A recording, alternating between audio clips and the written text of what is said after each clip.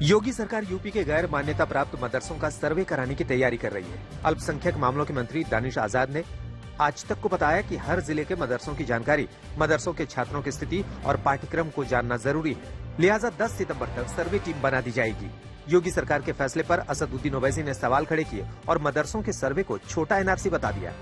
मुस्लिम धर्म गुरुओं ने भी मदरसों के सर्वे पर नाराजगी जाहिर की और कहा कि दूसरे धर्मों के संस्थानों का सर्वे क्यों नहीं करा रही है सरकार। कांग्रेस में चुनाव से पहले राहुल गांधी के समर्थन में आवाज उठने लगी है और उन्हें अध्यक्ष पद संभालने की मांग हो रही है। राहुल गांधी को लेकर रणदीप सुरजेवाला ने बड़ा संकेत दिया है। आज तक से खास बातचीत में सुरजेवाला ने कहा कि राहुल ने कभी नहीं कहा कि वो अध्यक्ष पद के लिए नामांकन नहीं करेंगे। सुरजेवाला ने दावा किया कि पार्टी का हर कार्यकर्ता चाहता है कि राहुल गांधी ही पार्टी के अध्यक्ष हों। उन्होंने कहा कि जब राहुल वापस आएंगे तो उनसे बात की जाएगी और तभी आगे का फैसला होगा।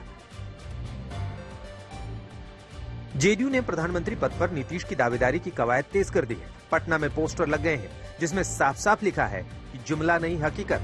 साथ में यह भी लिखा गया है कि प्रदेश में दिखा देश में दिखेगा। ये पोस्टर तेलंगाना के सीएम के चंद्रशेखर राव की नीतीश से मुलाकात के कुछ ही घंटे बाद सामने आया।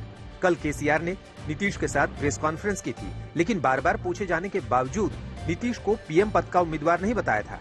बार बार सवाल सुनकर नीतीश जरूर असहज हो गए थे और कुर्सी से खड़े हो गए थे।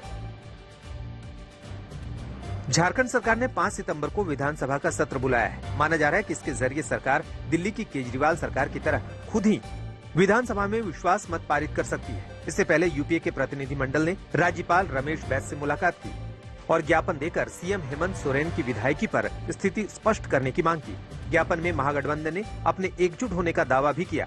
सियासी गहमा-गहमी के बीच सोरेन कैबिनेट ने ओल्ड पेंशन स्कीम लागू करने को मंजूरी दे दी। दिल्ली की सियासी तनातनी में हर रोज नई किस्त सामने आ रही है। आज विधानसभा में दिल्ली सरकार का बहुमत प्रस्ताव पास हो गया। प्रस्ताव के समर्थन में 58 वोट मिले। विधानसभा के भीतर केजरीवाल सरकार बीजेपी पर ताबड़तोड़ हमला करती रही, तो विधानसभा के बाहर बीजेपी ने केजरीवाल सरकार के खिलाफ विरोध प्रदर्शन किया। हर रोज पार्टी के विधायकों को दिल्ली विधानसभा से बाहर किए जाने को लेकर बीजेपी ने सरकार पर तानाशाही के आरोप लगाए। प्रधानमंत्री नरेंद्र मोदी 2 दिनों के केरल दौरे पर हैं। कोच्चि एयरपोर्ट से वो कलाडी के श्रृंगेरी मठ पहुंचे, जो आदि शंकराचार्य का जन्म स्थान है। श्रृंगेरी मठ में उन्होंने पूरे विधि विधान से पूजा की। पीएम मोदी ने काची कामकोठी पीठ के स्तूप को भी देखा। प्रधानमंत्री ने कोच्चि में मेट्रो रेल और रेलवे की कई परियोजनाओं का शिलान्यास किया। कल प्रधानमंत्री कोचिन शिपयार्ड लिमिटेड में पहला स्वदेशी विमान वाहक पोत INS विक्रांत को हरी झंडी दिखाएंगे। बिहार में आरजेडी के नेता और अनंत सिंह के करीबी माने जाने वाले पूर्व मंत्री कार्तिकेय सिंह को दानापुर कोर्ट से बड़ा झटका लगा है। अदालत ने उनकी जमानत याचिका खारिज कर दी है। अब उन पर जेल जाने की तलवार लटक रही है। बड़ी बात यह है कि कल ही बिहार सरकार के मंत्रिमंडल से कार्तिकेय बाहर हो गए थे। उन्होंने अपने मंत्री पद से इस्तीफा दे दिया था। इस बीच कार्तिकेय सिंह ने मंत्री पद से इस्तीफे को लेकर जाति काट खेला। साथ ही सफाई ये भी दी कि लालू यादव की छवि खराब हो रही थी। दिल्ली में दुमका जैसी वारदात सामने आई। राजधानी में संगम विहार इलाके में नाबालिग छात्रा ने बातचीत तोड़ी तो अरमान नाम के युवक ने अपने 2 दोस्तों पवन और बॉबी के साथ मिलकर छात्रा को गोली मार दी। वारदात 25 अगस्त की है। पुलिस ने तीनों आरोपियों को गिरफ्तार कर लिया है। वारदात के सामने आने के बाद से इस पर सियासत भी शुरू हो गई। आम आदमी पार्टी के विधायक उपराज्यपाल से मिलने उनके निवास की ओर चले, लेकिन बीच रास्ते में ही पुलिस ने रोक दिया। गुजरात दंगों से जुड़े साजिश के केस में सुप्रीम कोर्ट ने तीस्ता सीतलवाड़ की अंतरिम राहत वाली याचिका पर सुनवाई की। तीस्ता की जमानत का विरोध करते हुए सॉलिसिटर जनरल तुषार मेहता ने कहा कि मामला हाईकोर्ट में है, इसलिए आप वहीं सुनवाई होने दें।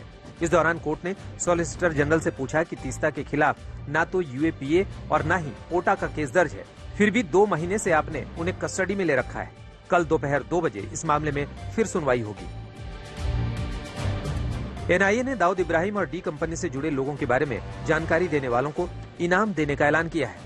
लिस्ट में दाऊद इब्राहिम, छोटा शकील, अनीस इब्राहिम, जावेद चिकना और टाइगर मेमन का नाम है। इसमें दाऊद पर 25 लाख का इनाम रखा गया है। इसके अलावा छोटा शकील की जानकारी देने पर 20 लाख इनाम की घोषणा की गई है। खास बात यह भी है कि पहली बार डी गैंग के सदस्यों की पुरानी और नई तस्वीरें एक साथ जारी की गई हैं। हालांकि दाऊद की नई फोटो नहीं है।